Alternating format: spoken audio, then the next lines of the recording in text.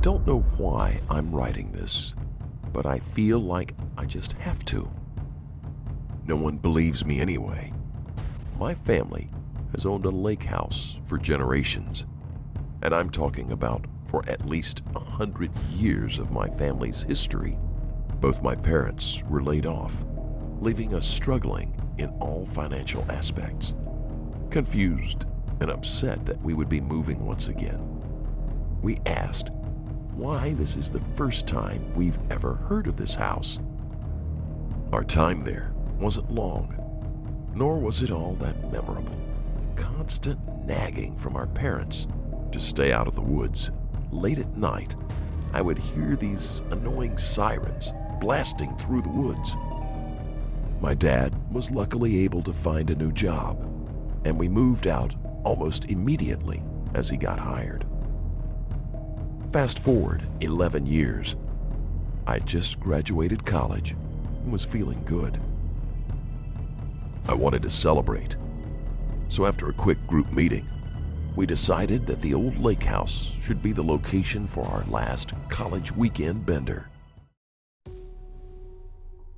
Granted, the almost daily reminders from my parents to stay out of the woods was a little bit of a buzzkill, but we had no plans at the time to even go into the woods. We had all the booze we needed to make sure that all 5 of us had no reason to leave the house or private beach. The plan was simple: get fucked. Which went off without a hitch on the first night, well into the next morning. We were well into our second night of the binge. We'd started a fire out in the back and were happily reminiscing about our early years in college. This was interrupted, however, by the blaring sounds of a siren that were coming from deep within the forest nearby.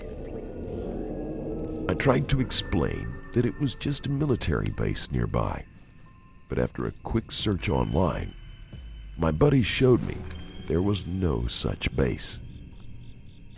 Confused and curious about this siren, I was easily convinced to go with them to check it out.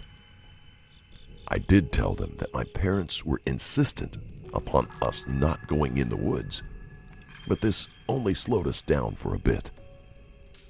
We convinced each other that they were just worried about wild animals.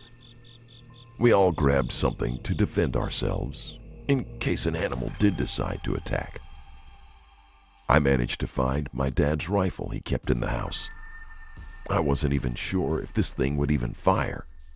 It hadn't been taken care of or cleaned in over a decade.